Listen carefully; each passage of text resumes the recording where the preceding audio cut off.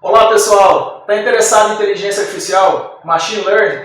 Hoje nós vamos falar sobre uma técnica chamada regressão linear dentro do aprendizado supervisionado. Nós vamos usar como dados os dados do coronavírus, do novo coronavírus, o Covid-19. Meu nome é Eduardo Noronha e espero que você goste.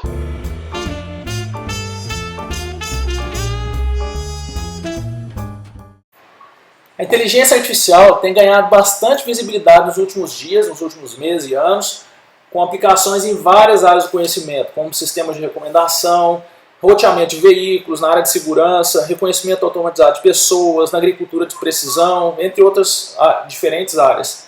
O aprendizado de máquina, basicamente, tem uma área chamada Machine Learning, que em inglês, Machine Learning, é dividido em três áreas diferentes. Então a gente tem o aprendizado supervisionado, onde nós temos a ideia de um professor, que está ali supervisionando e falando para você algumas características desses dados, o aprendizado não supervisionado e o aprendizado por reforço. No aprendizado supervisionado, a máquina possui esse professor, um supervisor, que ele fornece à máquina, essa machine learning vem da máquina, da machine, então essa máquina que está aprendendo. Então esse professor, esse supervisor vai oferecer para a máquina as respostas que ela precisa. Então o professor rotula os dados, se é um cachorro, se é um gato, por exemplo, e os dados são utilizados no processo de aprendizado. Aqui a gente vê nessa imagem alguns dados que foram rotulados por esse professor aí, como a natureza, como o mar, o que é um deserto, o que é um animal, então pode ser várias coisas aí. Então, basicamente no aprendizado supervisionado, nós temos duas tarefas principais. A classificação, quando nós queremos identificar uma categoria de dados, por exemplo, que a gente mostrou nessas imagens aí, ou quando a gente trabalha com dados numéricos, então a gente usa a tarefa de regressão, quando a gente quer encontrar o valor numérico de um dado. Por exemplo, a cotação do dólar amanhã, a cotação do Bitcoin, qual é a expectativa de vendas para o dia de amanhã, por exemplo, na minha empresa. Bom, além do aprendizado supervisionado, nós temos o não supervisionado, que é justamente quando não existe esse papel desse supervisor em rotular os dados. Então nós temos os dados puramente, sem ter uma associação de um rótulo com esse dado, e nós podemos então ter um aprendizado que ele analisa esses dados sem rótulo e ele gera alguma informação.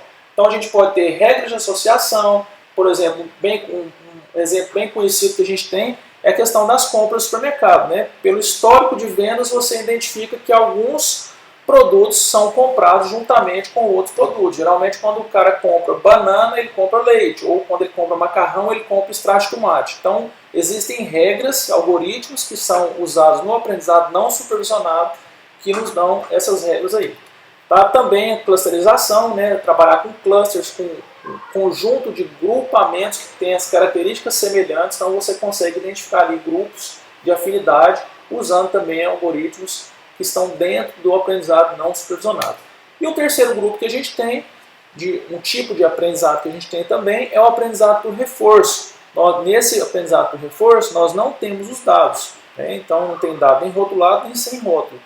Então existe o agente, que pode ser a máquina, que ela age no ambiente, buscando então entender a saída desse ambiente e a partir disso ela consegue aprender. Então o agente ele age no ambiente, ele tem ações nesse ambiente e ele também lê as saídas desse ambiente e através dessa ação que ele promove, da leitura que ele faz, ele consegue ter informações que forneça para ele um aprendizado. A gente tem, por exemplo, um ambiente virtual de videogame, que você age, você é um jogador, você joga no videogame e o videogame te dá alguma saída ali, você aprende com aquela saída que você teve. Ou seja, aquela jogada talvez pode não ter sido tão boa. Nós temos também um exemplo, por exemplo, dos carros autônomos. Então ele vai dirigindo dentro de um ambiente que tem ruas, tem sinaleiro, tem outros carros, tem pessoas que estão trafegando. Então esse agente ele precisa observar e ele vai cada vez mais adquirindo mais conhecimento em função das ações que ele pratica e do estado que o ambiente retorna para ele. Então esse estado geralmente, essa sinalização do ambiente, geralmente ela é em termos de penalidade, ele penaliza o agente por uma ação ou ele pode então recompensar esse agente por uma ação que foi boa. Okay? O nosso foco então é a gente, nesse vídeo de hoje, a gente falar um pouco sobre aprendizado supervisionado e especificamente uma técnica chamada regressão linear. Então a gente vai usar os dados do Covid-19 para isso. A gente vai fazer um exemplo bem tranquilo para a gente fazer passo a passo e entender como é que a gente aplica regressão linear.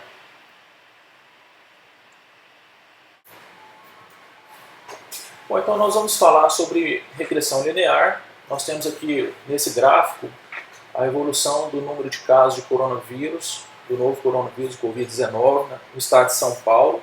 Os dados são do Ministério da Saúde, então durante esse mês de março agora de 2020. E nós queremos então, quando a gente trabalha com regressão linear, tentar encontrar uma reta, ou seja, uma equação linear, que ela represente da melhor forma possível esse conjunto de pontos. Então, como nós sabemos que uma reta ela é dada por W1x mais W0, onde eu já tenho então o conjunto de pontos y e x, o x e o y já tenho, mas eu não tenho então qual que é o W1 e o W0. W1 é meu coeficiente angular, ele que determina a inclinação da reta, e o W0 vai me falar onde que essa reta toca o eixo y.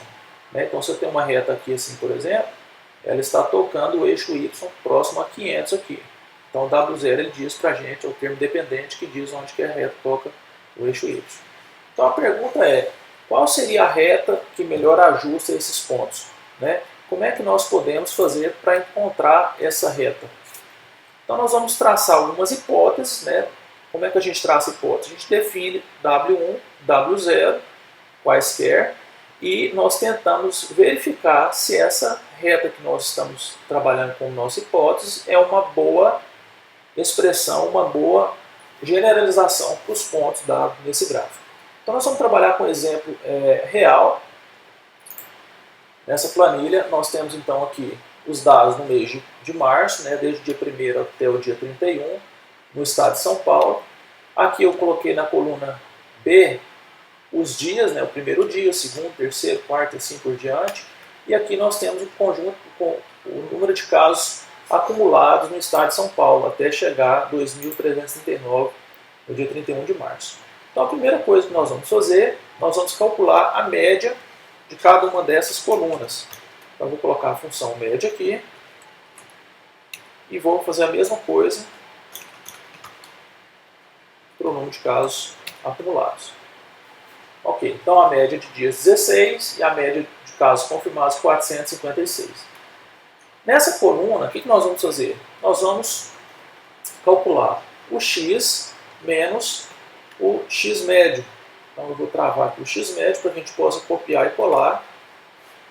Copiar. Vou colar. E vou fazer a mesma coisa para o y menos o y médio. Então eu vou pegar o y menos o y médio.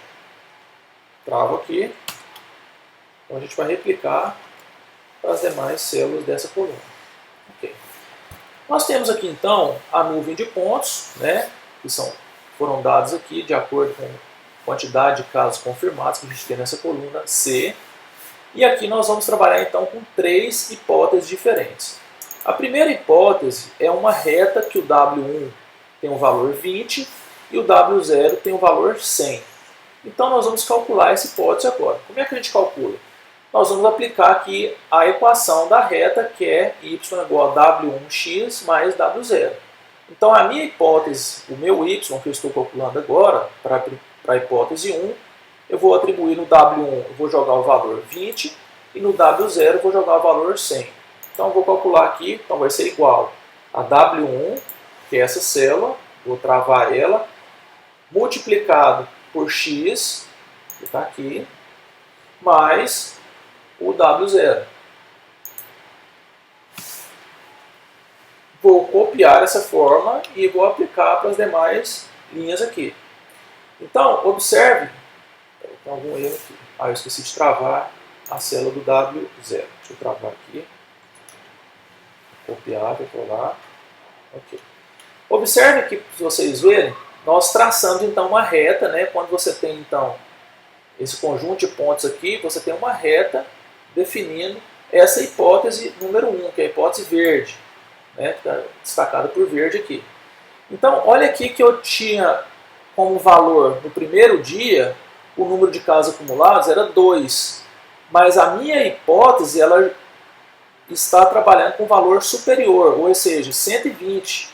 Então o erro dessa hipótese em relação ao que realmente aconteceu foi, nesse caso, de 118 unidades a distância.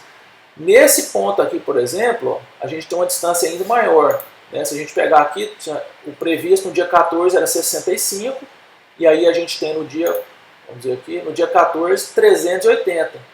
Então a gente tem 315 de diferença aqui no dia 14. Como é que a gente calcula o erro então? O erro é simples a gente calcular. A gente faz o que foi realizado menos o que a hipótese minha inferiu. Então, 118 no primeiro, vou copiar essa fórmula e vou aplicar para os demais. Ok? Bom, vou fazer então agora a hipótese 2. O que é a hipótese 2? É o valor 30 para W1 e menos 200 para W0. Então, minha hipótese então 2 vai ser igual ao 30, vou travar aqui, multiplicado pelo x, mais o W0 da hipótese 2, que é menos 200. Vou travar aqui também. Vou copiar e vou colar aqui. Ok. Qual o erro da minha hipótese 2? Quanto é que a hipótese 2 errou? A gente percebe aqui que ela tá, essa linha azul, essa reta azul, é a reta da hipótese 2. Então a hipótese 2, o erro dela vai ser igual ao que foi realizado em y menos o que a hipótese 2 estimou. Então vou copiar, vou colar. E por fim, eu vou trabalhar aqui com a hipótese 3. A hipótese 3, vamos pegar aqui um valor, por exemplo, de 60 e o valor aqui de menos 400. Okay? Então, a hipótese 3 vai ser igual W1 de W3 da hipótese 3, que é esse valor, vou travar aqui, multiplicado por x, mais o W0, copio, aplico para as demais células. Então a gente tem então a terceira hipótese, que vocês estão vendo que essa linha aqui está mais inclinada, né? Inclinação maior um pouco. Bom, qual o erro dessa hipótese? É igual ao y, então está aqui o y, menos o que essa hipótese está estimando para esse ponto. Vou copiar, aplicar. Ok. Nessa outra coluna, o que nós vamos fazer? Nós vamos aplicar o erro quadrático. Eu vou elevar o erro que eu calculei aqui, nessa coluna, por exemplo, ao quadrado. Então, essa coluna vai ser esse erro vezes ele mesmo, quadrado. Copio e colo. Aqui eu vou fazer a mesma coisa. Elevar ao quadrado a coluna anterior, do erro que nós calculamos. Aplico os demais e faço isso também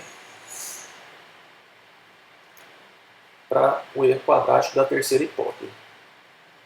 Vamos copiar aqui. Ok. Bom, então nós temos aí o que significa esse erro quadrático aqui, né? Se a gente pegar esse erro quadrático.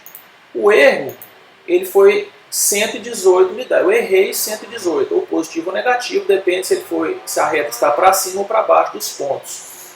Então, nesse caso aqui, a gente errou 118. Essa distância aqui foi 118.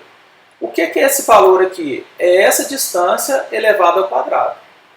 Então, qual reta dessas que melhor generaliza esse conjunto de pontos? A reta que vai generalizar melhor esse conjunto de pontos, que vai representar melhor esse conjunto de pontos, é a reta que tiver a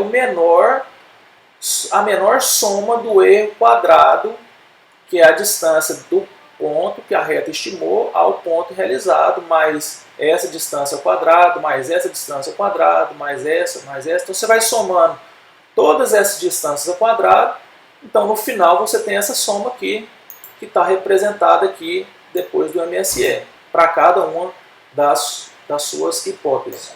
Então, observe bem que a primeira hipótese nós tivemos um erro quadrático de 201.410. A segunda hipótese a gente melhorou um pouco.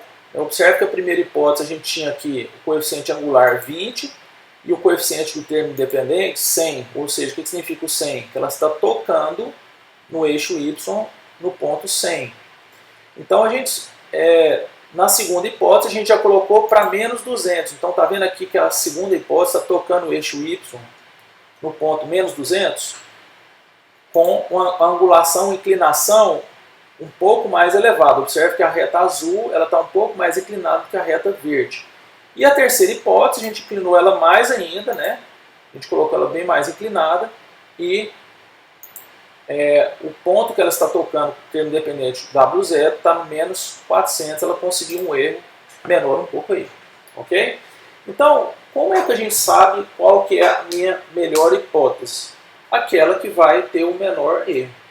Então, nesse caso, nós precisaríamos continuar testando, nós poderíamos continuar testando várias hipóteses diferentes nessa combinação de pesos entre W1 e W0. Então, esse exemplo aqui é para a gente entender como que é calculado o somatório do erro quadrado de cada um. Você observe que quanto mais essa reta ajusta os pontos, ou seja, quanto melhor o erro quadrático dela, menor é o somatório do erro comum. Esse aqui é o erro comum sem elevar ao quadrado. Então você vê que o somatório aqui, ó, ele vai ficando reduzido, vai ficando menor. A gente vai verificar quando essa hipótese é perfeita, ou seja, quando eu tenho a melhor reta que ajusta os pontos, o somatório dessa coluna aqui ele vai ser igual a zero.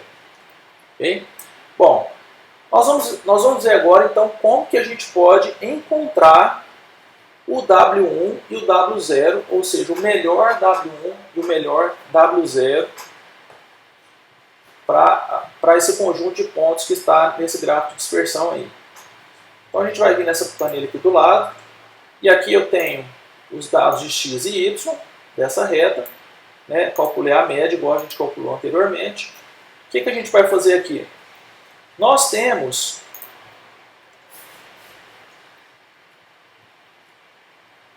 a equação da reta e o cálculo do erro que nós vimos, ele é o y, o somatório de todos os pontos, a média de todos os pontos, do y menos a hipótese, quanto que a hipótese foi calculada. Y menos a hipótese é o erro absoluto que nós temos, ou seja, quanto que a sua hipótese distanciou do valor de y. E depois nós elevamos isso ao quadrado.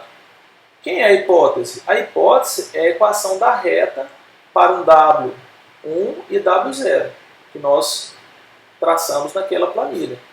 Então nós tínhamos aqui tanto W1 e W0. Então essa aqui é a função que nós calculamos o erro. Nós somamos todos os erros quadráticos entre y e a hipótese e depois nós dividimos por m, ou seja, a média do erro médio quadrático.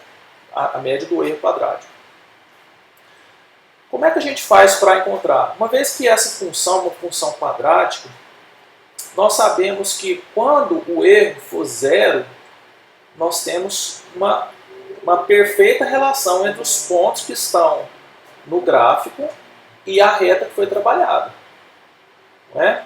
Então nós vamos buscar encontrar o zero dessa função. Para isso a gente faz o quê? Nós aplicamos então, nós derivamos a função do erro em relação a cada uma das variáveis. Então para a gente encontrar o melhor W1, ou seja, o W1, coeficiente angular, que nos dê a reta ótima para ajustar esse conjunto de pontos, nós derivamos a função de erro em relação ao W1 dessa função. Quando a gente deriva essa função, a gente não vai detalhar aqui, mas quando você deriva essa função, você tem então essa equação para que você possa resolver. O que é essa equação? É o x para cada ponto que você tem no seu gráfico. Então, para cada um desses pontos aqui, você vai fazer o x menos o x médio, que está aqui, x menos x médio, multiplicado pelo y, que é a coluna y, que é o número de casos, menos a média do número de casos. Então você vai percorrer todos os pontos, aplicar isso aqui, fazer o somatório disso, e depois você vai fazer o somatório de cada x menos a média de x elevado ao quadrado. Fazendo isso, você encontra o valor de W1. E depois nós derivamos a função em relação a W0. A gente vai ter então, como é que a gente encontra o melhor W0? Vai ser o y médio, ou seja, o valor daquela coluna y médio, né, nesse caso aqui 456, menos W1, que você acabou de calcular anteriormente, multiplicado pelo x médio. Então nós vamos então tentar resolver naquele exemplo nosso que a gente está trabalhando, para a gente encontrar qual o melhor W1 e qual o melhor W0. Então voltando aqui ao nosso exemplo, nós vamos calcular então o x menos o x médio, que é a primeira parte dessa equação. Se a gente olhar aqui, né, na equação que nós temos aqui, a gente vai ver que tem x menos x médio, que é essa primeira coluna que a gente está querendo calcular. Então x igual, o x está aqui, menos o x médio que está aqui. Vou travar, nós vamos então copiar e colar. E aqui eu vou fazer o y menos o y médio. Vou copiar e vou colar também.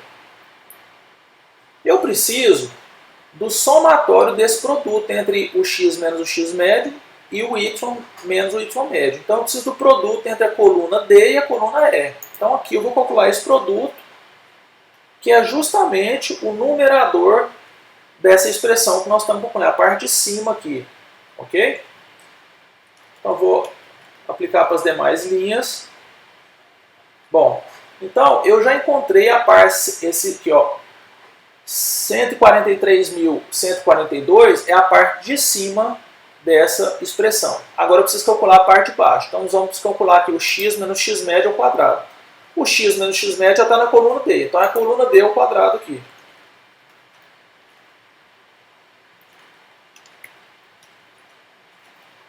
Ok. E o somatório, então, de todos os quadrados de x menos x médio é igual a 2.480. Então, o meu W1 é igual a essa somatória que está aqui, né? Então, vamos colocar aqui. Vai ser igual a esse somatório aqui, dividido por o somatório de baixo que está aqui. Então, o coeficiente angular da reta que melhor ajusta esses pontos de casos de Covid-19 no estado de São Paulo no mês de março é 57,71. Como é que a gente calcula então o W0? W0 é igual a y médio. Quem é o y médio? Está aqui, ó, é a média do y. Menos o W1, quem é W1? Eu acabei de calcular aqui, que é o 57. Então vou colocar vezes o x médio, que está aqui, que é o 16. Então, agora eu tenho o quê? O meu W1, 57,71, e o meu W0, que é menos 467,01.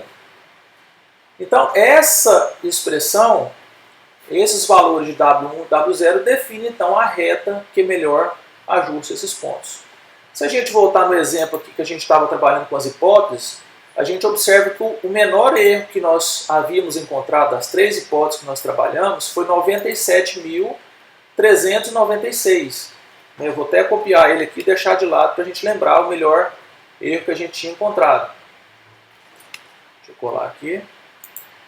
Então o que a gente vai fazer agora? Nós vamos mudar esse valor aqui e vou colocar o valor que nós encontramos, que é o valor ótimo. Tanto para W1 quanto para W0. Então observe que agora o meu erro ele diminuiu, ele foi para 86.264, menor do que o melhor erro que eu tinha encontrado até então, provando que essa hipótese é a hipótese ótima. Observe aqui que para a hipótese ótima, o somatório do erro ele é sempre zero. Ou seja, por isso que nós trabalhamos com esse erro de 86.264. A gente percebe que ele crava aqui no zero aqui quando você encontra a melhor reta. Ok? Bom, então nós pegamos então a equação de erro e nós derivamos essa função do erro, né, que está dada aqui por essa expressão, em relação a W1 e W0 para encontrar então os melhores valores do ajuste linear dessa nuvem de pontos aí. Nesse caso nós fizemos, por exemplo, da cidade de São Paulo. Então agora nós vamos colocar um pouco a mão na massa. Eu vou mostrar para vocês um código, né? Nós usamos aqui a linguagem Python e o ambiente de desenvolvimento. Você pode ter várias ideias, várias plataformas para desenvolvimento. Eu estou fazendo aqui no Google Colab, que é uma plataforma colaborativa, que você pode compartilhar o seu código, pode salvar esse código nas nuvens, é bem dinâmico, bem fácil e tranquilo para ser utilizado e conectado ao seu Google Drive. Ok? Então vamos lá. Bom, algumas bibliotecas que a gente vai precisar de usar. Então aqui eu estou usando o Pandas, que é uma biblioteca para operações em dados. NumPy é uma biblioteca que a gente pode trabalhar com várias operações matemáticas. Biblioteca para data, biblioteca e API para gráficos, né, para a gente trabalhar com alguns gráficos aqui. E aqui para a gente ler, repetido aqui no NumPy, deixa eu apagar. E aqui para a gente ler então arquivos do Google Drive que você pode consultar aí. Então, como eu falei, os dados que a gente está trabalhando estão nesse site, né, covid.saude.br, que é o site que o governo brasileiro está disponibilizando as informações. Então está aqui hoje, dia 1º, né, então a última atualização foi do dia 1º/4, aí os dados que a gente está trabalhando. Então observe os dados por estado, né, tem as curvas aí. E lá no final você vai ver que tem um arquivo CSV para você baixar. Então a gente está trabalhando com esse arquivo. Então eu fiz o download desse arquivo, salvei aqui no meu Google Drive e nós vamos então ler esse arquivo, né? Então esse comando aqui a gente está lendo o arquivo, certo? E esse arquivo ele está separado por ponto e vírgula, né? Se a gente visualizar esse arquivo, a gente vai ver que ele está separado por ponto e vírgula. Os campos, as colunas estão separados por ponto e vírgula. Esse arquivo do dia 1º de abril. E aí você carrega esses dados, a gente lê read CSV. CSV é um comando, uma função que tem dentro do Pandas, que permite que você leia um arquivo CSV, uma planilha, Excel, nesse formato CSV, e você carrega esses dados dentro dessa variável aqui, que é um data frame. Então a gente está criando um data frame para a gente armazenar os dados que estavam nesse arquivo e trabalhar com esses dados em memória. Para a gente simplificar um pouco, esse data frame, para quem nunca trabalhou, é como se fosse uma planilha do Excel. Então você trouxe os dados e colocou na planilha do Excel, vamos chamar assim, na sua memória, para a gente poder fazer as operações aqui enquanto a gente programa. E aí eu vou pedir para mostrar aqui então, vou comentar essas linhas de baixo, vou pedir para ele mostrar as primeiras linhas dessa planilha, desse data frame, ok? Então a gente está vendo aqui, ó, que esse data frame que ele trouxe, separado por ponto e vírgula, né? Então a gente separou as colunas, tem região do país, o estado, a data, quantidade de casos novos em cada um desses dias, quantos novos casos que apareceram, e aqui ele mantém os dados acumulados, óbitos novos, óbitos acumulados, ok? Então essa é a estrutura. Eu pedi só o head aqui, então ele vai mostrar só as primeiras linhas, não mostrou todas as linhas. Bom, então o que a gente faz aqui? A primeira coisa que a gente está fazendo aqui é criando uma coluna aqui chamada DateTime para trabalhar com data. Tá? E aí, em seguida, a gente vai fazer o quê? Eu vou filtrar os dados só de São Paulo. Então, o estado eu vou selecionar só São Paulo. Então, essa linha aqui, ó, ela está criando um novo data frame que recebe uma consulta no data frame original, que é o DFBR, na coluna Estado de São Paulo, que o Estado de São Paulo seja só igual à variável Estado, que está SP nesse caso. Então, nesse comando aqui, a gente está filtrando e pegando só os dados de São Paulo. Nessa linha de baixo, a gente está filtrando a data, o período, ou seja, eu quero trabalhar só com as datas que estejam entre 1º de março e 31 de março, os dados do mês de março. Essa segunda linha aqui, o que a gente faz? A gente vai agregar as informações por data e estado. A gente vai fazer um somatório. Toda vez que aparecer, se eu tivesse, por exemplo, 5 registros de São Paulo na mesma data, um com valor 2, outro 5, outro 10, ele ia somar todos os registros daquela data e representar isso em uma linha só. Aquela data daquele estado, o somatório é X. Então é isso que a gente está fazendo, a gente está agrupando as informações. É bem semelhante para quem trabalhou com banco de dados aí, as funções de SQL. E aqui eu estou criando uma nova coluna X, que vai ser a coluna que a gente vai usar para ser o eixo X do nosso problema, né? Então ele vai ficar numerado os dados aí de 1 a 31 nesse caso. E aqui eu estou renomeando a coluna chamada casos acumulados, eu estou chamando ela de Y. Então estou só renomeando essa coluna aí. Posso apagar isso aqui para mostrar a média e vou pedir para ele mostrar então o meu data frame, esse data frame, como é que ele ficou depois de todas essas operações. Então vamos rodar aí. Então aqui a gente tem o nosso data frame. Basicamente o que a gente vai precisar, o que é? O Y, essa coluna Y, e a coluna X que está aqui. Basicamente a gente precisa dessas duas colunas a partir de agora. Tá? Vou plotar então o gráfico aqui. Opa, voltar. Vamos pedir para ele mostrar o gráfico desses valores. Então está aí o gráfico que a gente viu lá com a evolução, né?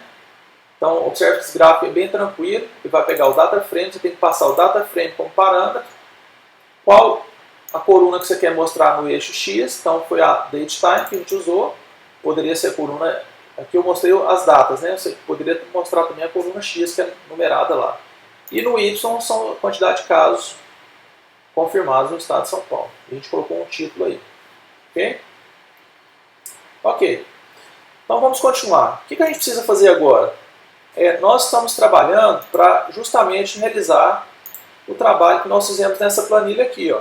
A gente tinha apenas X e Y, então a gente precisa calcular essas colunas para que seja possível o cálculo de W1 e W0. Então, lembrando que para a gente calcular W1, a gente precisa do produto entre esses dois parênteses aqui e precisamos do somatório desse erro quadrático, que é essas duas células aqui. Para a gente chegar nessas duas células, a gente precisa calcular essas 4 colunas aqui. Então, a gente vai fazer o cálculo dessas colunas em código. O que a gente faz então? A gente calcula o X menos o X médio para cada ponto. A gente cria uma nova coluna no data frame, que é X menos X médio, e ela vai ser o quê? O X menos a média do X, que está representado por essa função min aqui. Faço a mesma coisa para o Y. Né? Essa linha então aqui, ela está calculando essa coluna aqui agora. Coluna E. Okay? Estou adicionando uma nova coluna no meu data frame. Depois eu calculo o X menos o X médio ao quadrado, eu multiplico essa coluna X menos X médio por ela mesma. Então eu crio uma nova coluna que faz o quadrado desse aí. Então eu estou fazendo essa coluna aqui agora. E por fim, eu calculo o produto entre a primeira e a segunda coluna que eu criei aqui. Ó, que é a multiplicação de X menos X médio dessa coluna por essa coluna aqui. Então ele já faz esse cálculo para todos os registros aqui. E agora, se a gente observar aqui, vou imprimir aqui esse data frame, a gente vai ter então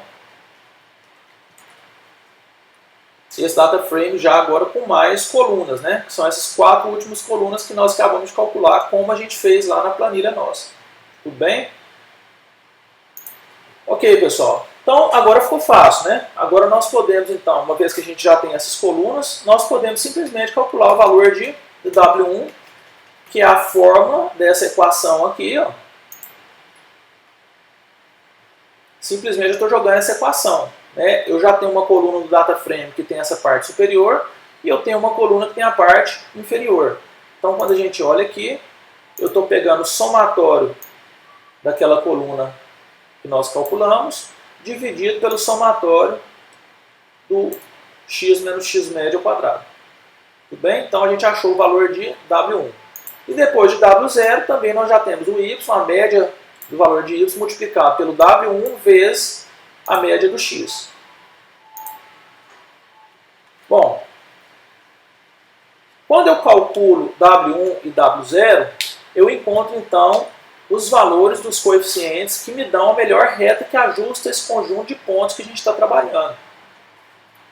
Bom, eu só tenho a reta, eu não tenho quão boa ou quão ruim essa reta foi, qual foi o erro dessa reta. Então a gente vai calcular aqui o valor de cada ponto dessa reta, da minha hipótese, que a gente está trabalhando aqui, eu chamando de hipótese. Então estou criando uma coluna que vai pegar então o x, para cada valor de x ele vai calcular um y, né? Então eu estou usando a função lambda aqui, para quem já está familiarizado, quem não está, dá uma olhadinha, com uma função bem interessante para otimizar o seu código. Então a gente está calculando o valor de y quando o W1 e W0 possuem esses valores aqui. Então a gente cria uma nova coluna para a hipótese. E aí eu calculo o quê? O erro, nessa linha eu calculo o erro dessa hipótese, que é o y, que é o dado real, menos a hipótese que a gente acabou de calcular. E depois eu levo esse erro ao quadrado, que é essa linha aqui. E vou mandar imprimir o meu data frame novamente. Então vamos só mostrar aqui o data frame como ficou. Então aqui a gente tem a hipótese, observa que com o W1 e W0 que a gente calculou, o y era 2, mas a minha hipótese está falando que é menos 409. Meu y aqui era 10, a minha hipótese está falando que é menos 120. Então a gente tem os erros para essa hipótese e aqui o erro quadrático, né? Da mesma forma que a gente fez na planilha lá. Se a gente olhar aqui a hipótese, o erro quadrático, e olhar lá para a hipótese 3, que foi aquela hipótese que a gente jogou esses valores otimizados de W0, você vai ver que os valores são os mesmos aqui. Ok? Beleza, então vamos pedir para ele mostrar para a gente aí quais foram, o que foi o W1, o W0 e o erro que ele obteve para a gente. Então observe aqui que o W1 foi 57, o W0 menos 467 e o erro 82.263. Tá? Então W1 57, W0 menos 457 e o erro 86.264. Ok, então a gente está confirmando aqui o experimento que a gente fez via código. E aqui a gente vou mostrar então aqui, se a gente fosse plotar esse gráfico, né, como é que ficaria esse gráfico então com a nossa equação. Basicamente o que a gente fez aqui para plotar esse gráfico foi passar o data frame que a gente está trabalhando, então o eixo X, no Y a gente está trabalhando com a coluna Y, e eu pedi para ele traçar uma linha de tendência aqui, ó, né? Então ele traçou para a gente esse gráfico, né, e calculou a linha de tendência aqui, cujos coeficientes, se você olhar a equação da reta, o coeficiente lá 57,71 vezes x mais menos 467,01. Então 57,71 é o W1 que a gente calculou e o menos 467 é o W0 que a gente encontrou também. Bem, tem algumas estatísticas, né, para quem quiser trabalhar com estatísticas. Você pode pedir para ele imprimir para você. Então ele vai te mostrar alguns dados estatísticos aqui. Por exemplo, aqui se a gente olhar aqui os coeficientes, né, a constante é 467. Esse aqui é o valor de W0. E esse aqui é o valor de W1 para a hipótese ótima para esse problema de regressão linear. Esse ajuste. Ok? Bom, e aqui o que eu fiz? Eu plotei então o gráfico, né, que está o trecho de código. Depois eu vou deixar disponibilizado para vocês aí. Vocês podem baixar o código. Então aqui a gente tem a superfície que mostra a relação entre W1, representado por X aqui, e W0 e o meu erro, que é o Z. Então observe aqui que quanto mais amarelo, maior é o erro. E quanto mais próximo do azul, menor é o erro. Então eu tenho uma superfície aqui, né, se a gente observar aqui, ó, é uma superfície, né, em função da característica de ser uma função quadrática. Então a gente tem uma superfície de busca. Então todos esses pontos são pontos válidos. Qual que é o melhor? Onde mais azul ele vai ficar melhor. Então se a gente olhar aqui, ó, observar o Z, observa que eu vou andando para o lado azul, o Z vai ficando mais baixo. Eu preciso encontrar o Z mais baixo, ó, 89, eu não lembro quanto que era o nosso Z lá. Quanto que era o nosso Z? Só conferir aqui. 86.264. Né? Então vamos tentar achar aqui nesse espaço de busca alguma coisa próxima de 86. Opa, 88, 87, 86 ponto alguma coisa. Então está mais ou menos aqui que a gente vê que é justamente o X em torno de 57, alguma coisa, né? Se você olhar no eixo X, a linha está mostrando para a gente. No eixo Y, a gente tem ali menos 508, nosso deu menos 400 alguma coisa, né? É difícil aqui eu colocar com o mouse. Aqui mais ou menos. E o Z próximo de 86 mil, que é o erro. Então essa região é o menor ponto que a gente tem entre os parâmetros W1 e W0 que otimize essa função de erro e nos dê a equação da reta que melhor ajusta esses pontos aí. Bom, então nesse exemplo nós aprendemos então como é que nós podemos pegar um conjunto de pontos, nesse caso foi do Covid-19, e utilizar essa fórmula de W1 e W0 para a gente encontrar os pesos, né, dessa reta, dessa equação da reta, e encontrarmos a reta que melhor ajuste aquele conjunto de pontos. Quando a gente fala sobre aprendizado supervisionado, nós estamos querendo encontrar uma forma com que o computador, a máquina, ela possa aprender a partir de dados. E para que serve esse aprendizado? Para que ele possa ser capaz de estimar valores futuros de coisas que ainda não aconteceram. Então, por exemplo, nós podemos pegar essa reta que nós encontramos, será que ela é um bom preditor de número de casos de Covid para o futuro? Então, na primeira fase, como é que a gente divide então o processo de aprendizado? Nós pegamos um conjunto de dados e entregamos esse conjunto de dados para que a máquina possa aprender. O que a gente está chamando de aprendizado? Esse treinamento, essa primeira fase, é encontrar esses valores de W1 e W0. Quando a gente aplica esses processos que a gente acabou de demonstrar, nós estamos então encontrando os melhores valores de W1 e W0 para aquele conjunto de pontos. Então, a primeira fase do aprendizado ela é o treinamento. Você treina, você separa então a sua massa de dados disponível em duas partes, uma para treinamento e a outra para avaliação. Okay? Nessa avaliação, nós temos duas fases.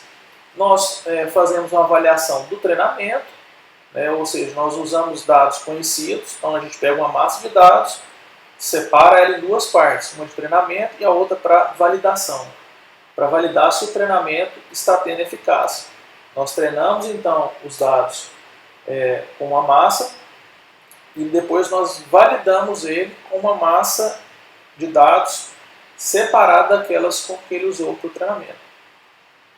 E depois que a gente faz isso, a gente vai testar em outra base de dados que não foi usada nem para treinamento nem para validação. A validação ela pode ser de duas formas, ou exaustiva ou não exaustiva, igual nós estamos vendo aqui.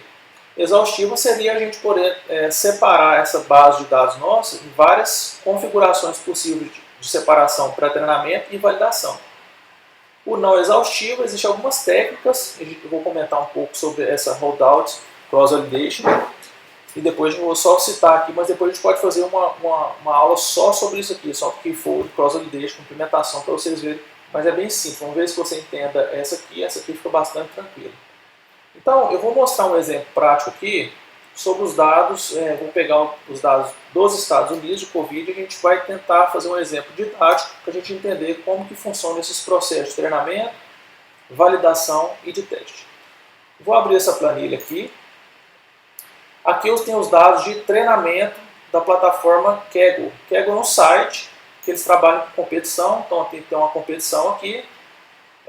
Eles têm basicamente quais dados? Eles oferecem dados para treinamento, então se você clicar aqui, você vai ver aqui dados, por exemplo, do Afeganistão, aqui tem a latitude e longitude dele, a data, e aqui tem o número de casos confirmados nessa data e o número de mortes nessa data. Então a gente tem vários registros aqui, basicamente com a data, número de casos confirmados e número de mortes.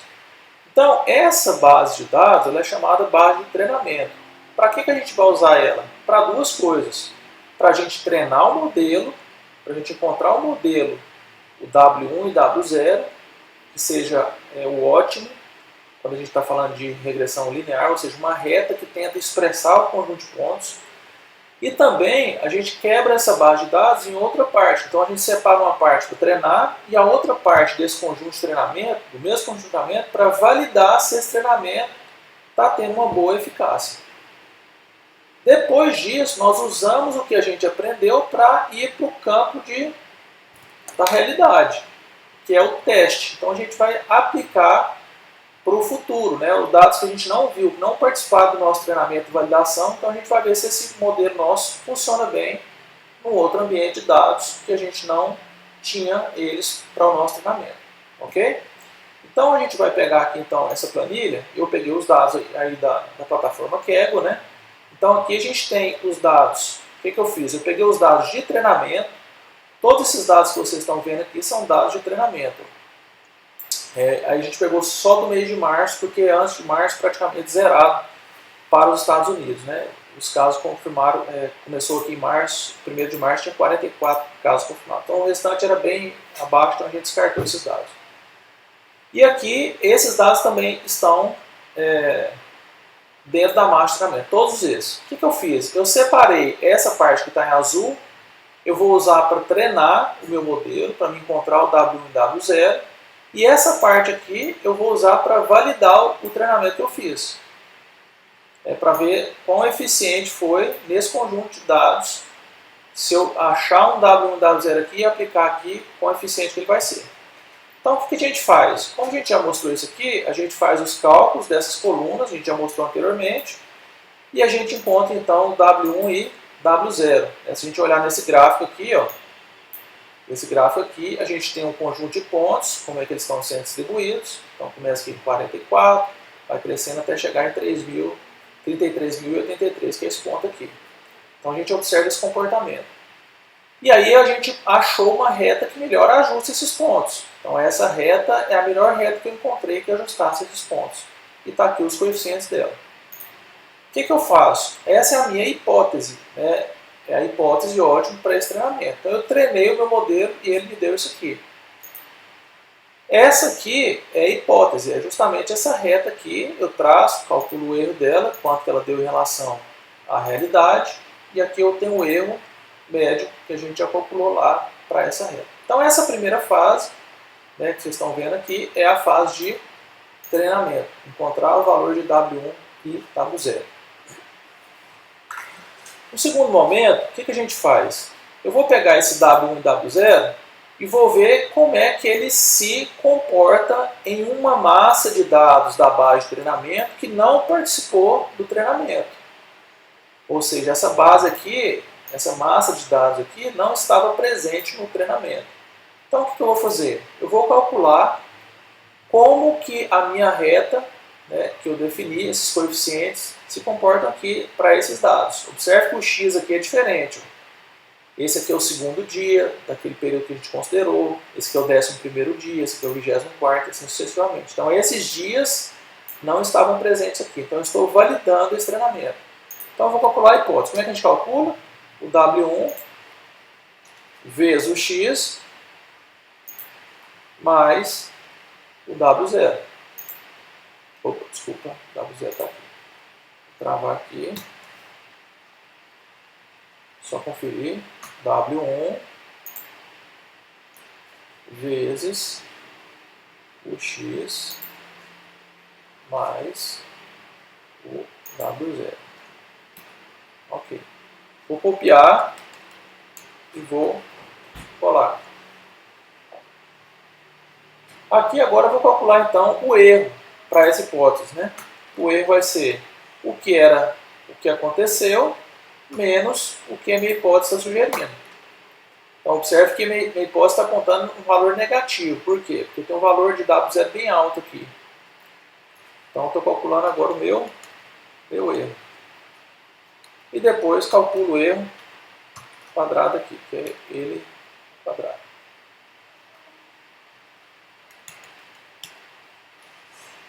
Ok.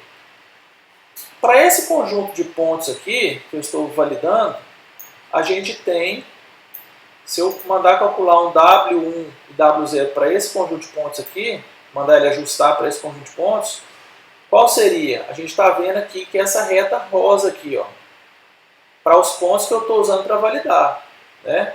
Então eu vou comparar o que eu aprendi comparado com o que era ótimo para esses pontos. Qual que é a reta ótima para esses pontos? O que eu aprendi é a reta azul e o que é ótimo desses pontos é a reta rosa. Então, como é que é essa reta rosa aqui? Ela é calculada com base nesse coeficiente, o 2.490 e o W1 e o W0 menos 21.548.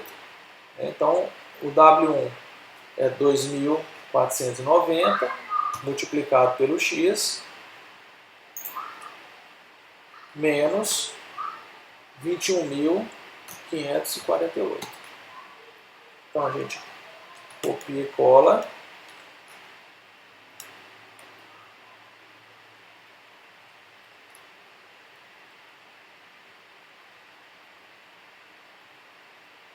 Número de casos confirmados menos o ajuste.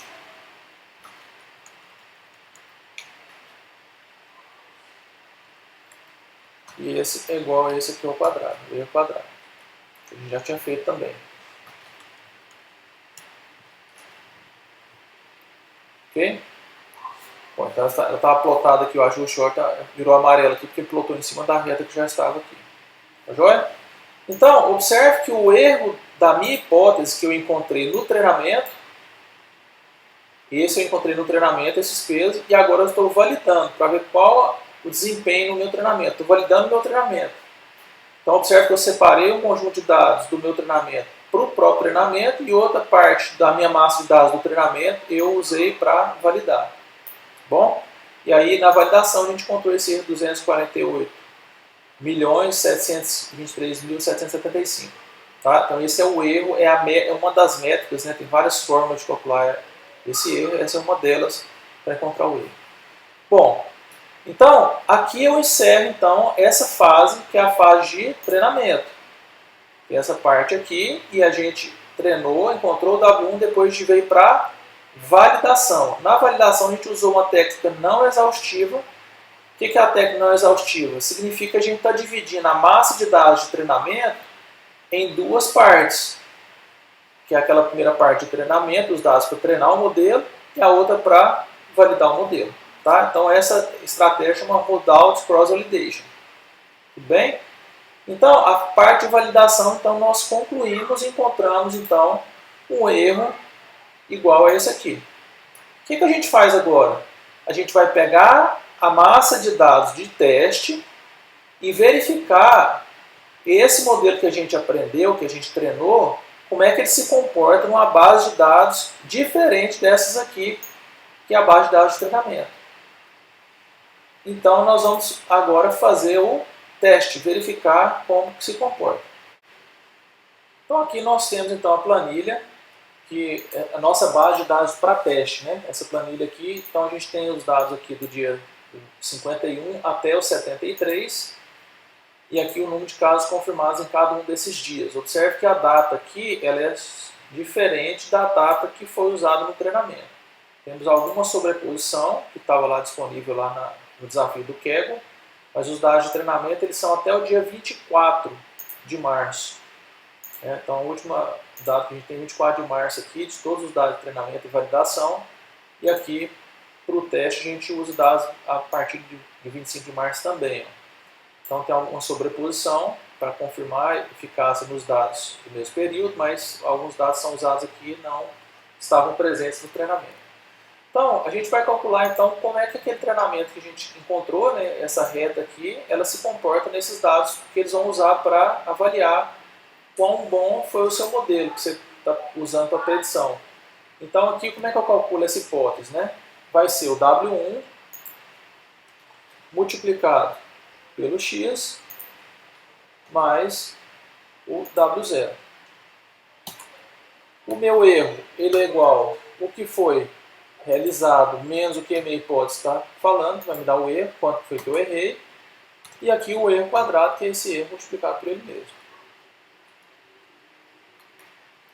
Então eu vou pegar isso aqui, vou copiar e colar. E aqui, o que eu vou fazer? Eu vou calcular qual seria o ajuste ótimo para esses pontos aqui. Se eu fosse ajustar uma reta desses pontos, Que reta que seria? Observe que eu estou usando uma reta que eu ajustei para os dados de treinamento. Mas agora, se eu fosse ajustar uma reta para esses pontos aqui, que reta que seria essa? Então, essa reta está aqui nessa curva rosa aqui que vocês estão vendo. Então, ela é 11.780 no W1 e menos 65.651.511 aí no W0. Né? Então, vamos pegar ela aqui. Né? A reta ótima seria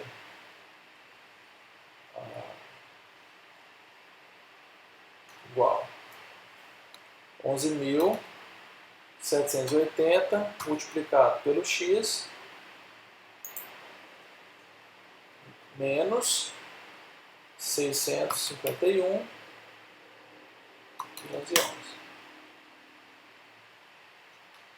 Então, eu vou calcular o erro. O erro é quanto que o número de casos distanciou dela, da minha hipótese, desse ajuste ótimo. E aqui eu estou calculando o erro quadrado.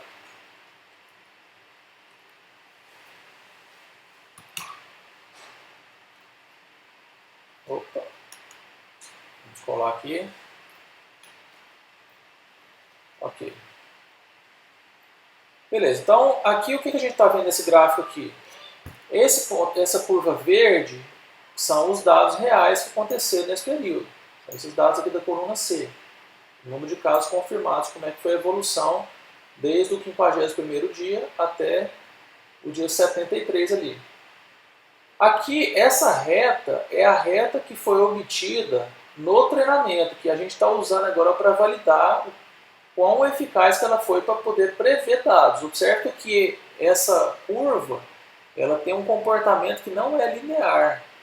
A gente observa aqui que o futuro, a gente treinou ela num modelo, usando dados, uma função linear. Então a gente está tentando prever o comportamento de dados que não são lineares. Então já é de se esperar que aconteça o que aqui? Que a gente não tem uma boa performance. Para ajustar essa curva aqui, se a gente soubesse, conhecesse o que viria no futuro, né, que a gente ia testar, a gente teria feito um ajuste. Se fosse um ajuste linear, esse ajuste aqui, dessa reta aqui.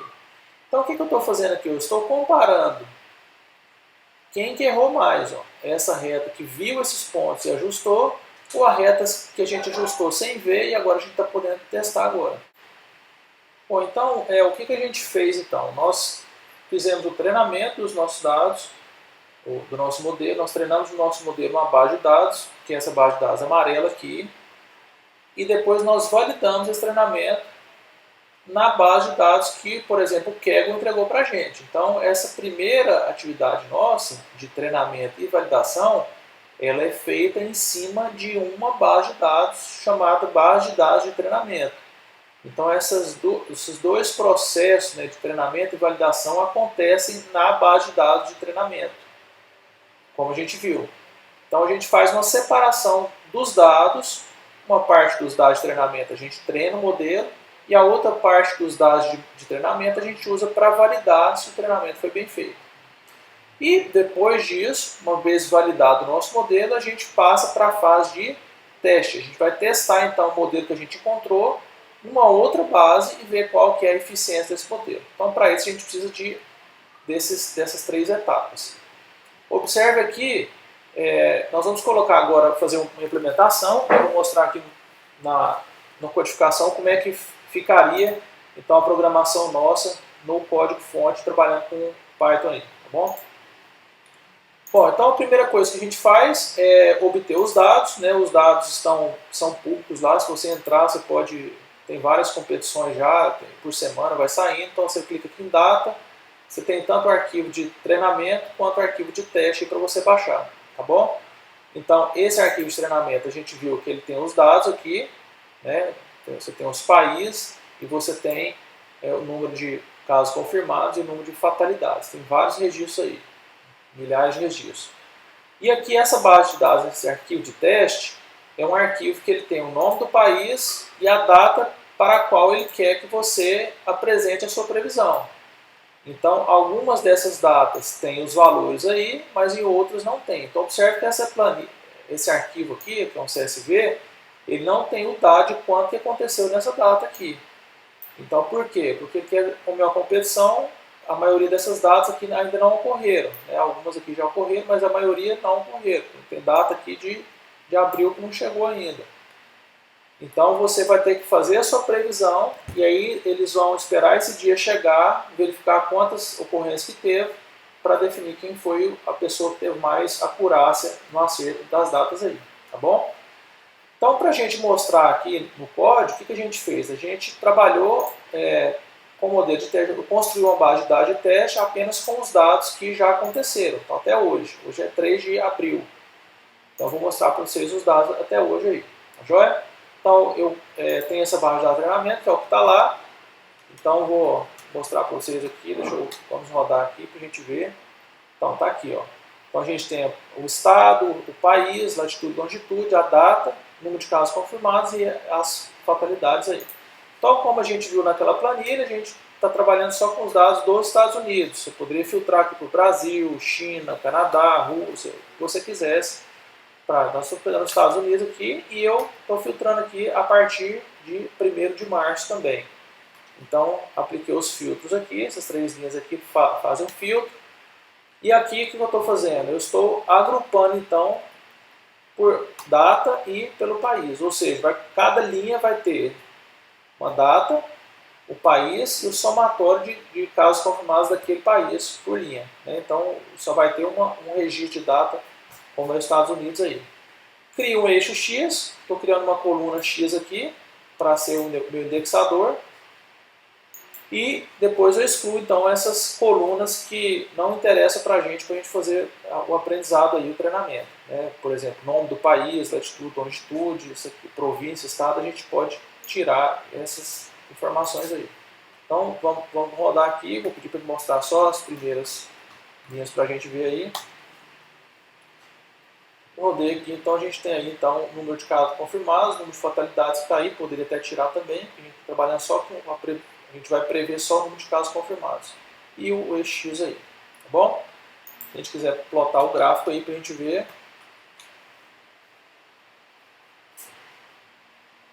Então tá aí, né? Essa é a base de treinamento, é aquela curva que a gente mostrou lá. E aqui ó, seria a reta, talvez que ajustasse melhor esses pontos aí. Bom, tendo os dados então a gente parte para a segunda etapa, que é aplicar o modelo de treinamento e validação dos dados.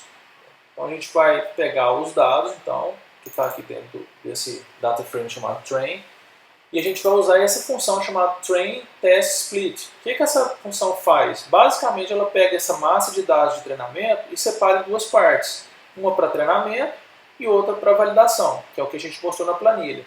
Então a parte de treinamento vai ficar armazenada dentro das variáveis x e y train e de validação dentro de x e y val.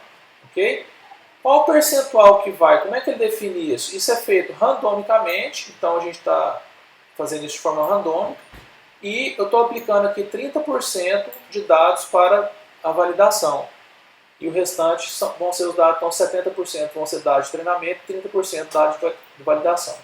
Então a gente está adequando aqui ao formato que a gente quer trabalhar e aqui a gente cria o modelo, né? A criação do modelo de regressão linear aqui, Linear Regression, dessa biblioteca Linear Model aqui.